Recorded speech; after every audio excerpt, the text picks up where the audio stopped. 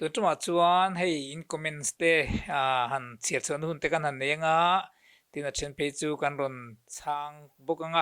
ตินสอนไปหมดตักไม่มิงถูกอัจังอินไปหมดตักไม่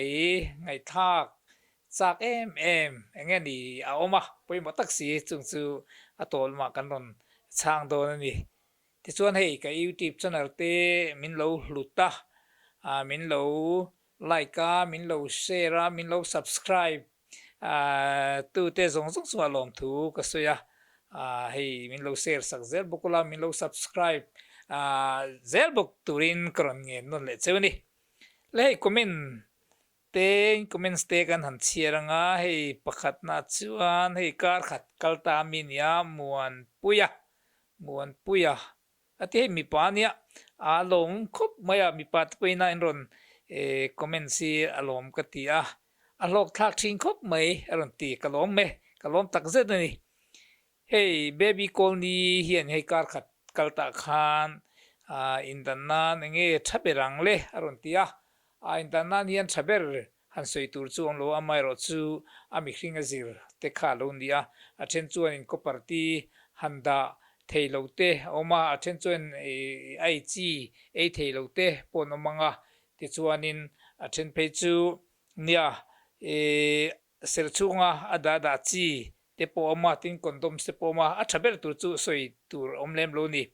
mai ro chu atlang pe thu in changkhan na ei thei tan hi chuan in ai chi po hi a thavek maya mai ro chu changkhan na ai chi te hormone san dia bp sang te zon thum tan te lung thalo te lekha tiang khan in ei thelo chi tam tak te kha oma tin ai chi tam ber hi chu naw nu te nek lai tharuk an tin mai chuan in kan pe lo tlang puya mai ra tu na hian in to ve de hlek si hormone chi khat ai chi ange ni naw nu te pum lai tan po hian in ei thei chi oma ti chuan hei sub center an sim chi a thlonan sim chi mala di tiang chi te po hi atloma a thkhop maya heng te po hi ai thei chiang tang kha chuna tha tinoral pil kha chu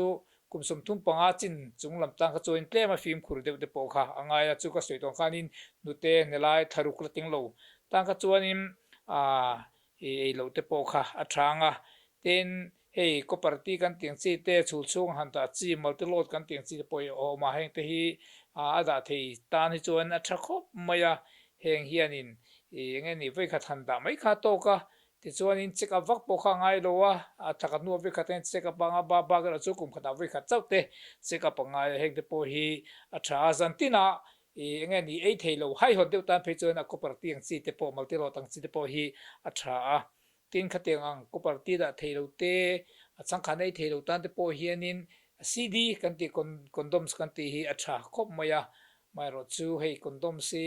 tam tak hian mi pa te hian an du lo tlang puya heng te nu pai nu rol khang aya mai ro chu condom si a tha hormone san lo wa side effect anei lem lo boka tin hei hi mang theilo mi panan man du chuanin hei hi a tha em ni ti te po kha kan soi duwa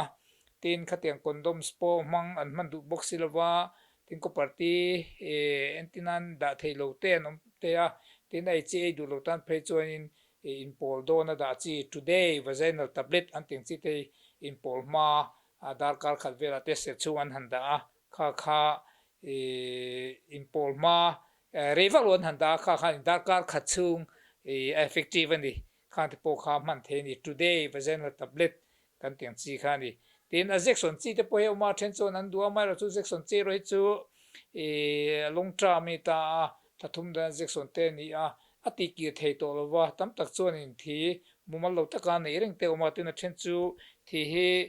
nge ni a hul rei tak hi thi te po hul ve theya kha wang kha in a section chi te po hi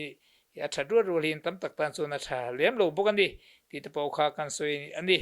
po ni se a thaber chi tha ti kha chu mi hringa zir ani to kha riat chen doi ro chuanin gynecologist te doctor te health worker te po kha ron theini ti chuan hei pathumna chuanin bi zaliana family ron tia family inan ron te hei kar kan nu kan chale mai kalom khok mai hei family hian ina chale mai aran ti te hi alom om ve hrim hrim ani ti chuan e dot le chuan hei ming hi chu ka soi lo meng e hei chu pu kum ni pasal kan nei to naw kan pai thei lo min pui te ron te pui te re gang e ka phone number hi mun danga po hei min zot fowa phone number hi karon pe me che karon lo chin chera lo chin cheula 9862 ta khanin e min ron phone mai la ke ma lo po ke ai thiam te po tam ta kuma ti chuan ka lo ron don chen dia tu na han soi fia thei po ni lo wa hey vul moya vula tia nili kal ta khania ani chuan in heron like ka ku zung pui pani pathum pa ku zung pui le khai thatak main heron like ni alom khop mai ti chuan adol le chuan in hei man dia kan ron sei to kha he chu ka azo tui ka tilawanga safety tai chu mana to em maron ti to lem lo wa kha ka hi na puna ti theya tin ele kan ti local na se kan ti ang po hi na ti theya tin hemi nung zang atanga ka hi na han pek ang chi pon ti theya nung zang atanga ka hi na pek ro ka chuanin ato ve dewa sing chuan te ka se na nga ya hamai ro chu ka hi na han ti ru chuan sang ni sang tum puna ti the ni hei le dang ro chuan in khai ku zum pi pathum te pali te an ron tia si tual lot lom hrim hrim mai hadot le chuan in hei chu khai min bung lampang atang dei ani mai khai ron like na sa khom mai like ron tia ku zum pi eng ma za thi aron ti chawani alom thi ne tia ngai no like te hi al hluwa lom hrim hrim mai ni ti chuan in hei pakhat hi kapu mai du kure har lut tu kum khalet chan veni to kanaw ni na tang hian mai du khi re thei mi lo mai ron tia nia mai du tam tak te hi naw pai wang hian in mai te ron duk the hormonal change thil khania hengi chu re ve har hrim hrim re takia o the ni zoi chu na re ve mai anga tin heng hei tak te pe chu ke ni ai mai hian in skin lampang te hi ron te po thang ke ria tin mai du khi adam doi mani du thu han noi wa wak te hi ati zual du te po ma vitamin te thaila theile thlai te thaila tiang hian in khoi wak loila a thang ke ria hei chu akabia lampang mi van ni mele hei bang hiya ti lampang ani hei chu kabia lampang ngai om ve khrim vi gin siam ming po moi nge ni lam te po yan nuam khom mai ka bia mi le sa te ni tlan mai hetiang hi kan poi mo khreng chunga boi mem chunga iron ti theizel hi mi pui le ram mangai wanga kanga i fak omin ro pui ke ai ro pui le fak tak tam tak an mo mai chu amiron fak khrim te lom thiron soi hi kaloma i chu kalom hle ani ti hi kan soi du ani ke chuan hei chu ming hi chu kastilo mai ange me chia nia mai ro chu akumi chu patwak melo alarei lu tuk lawa ron zo na hi period laya 6 man hian arai them maran tia tla pi tuin period laya 6 man hi chuanin arai thei lo tura ngai ni period lai chu se period kan ti hi nia rai thei lo tura ngai nia mai ro chu alo rai pal po chu om ve zuk thei mai thei le chi te kha lo dam rei viau te chuan om thenga mai ro chu atlang puin period lai chuanin naw pai thelo tura ngai ni le hei chu min kan soi tiang thar te chun thang tia in li kal ta khania rilru in pek na ti hi avadik thui tak e mate nu pa chung chang ani mai theile ka helo we rilru hi poi mo mi pat me chen chung chang ate ki ma hianin rilru hi hlim se mo kha poi mo khop mai hei chu mimi tung lut atia hi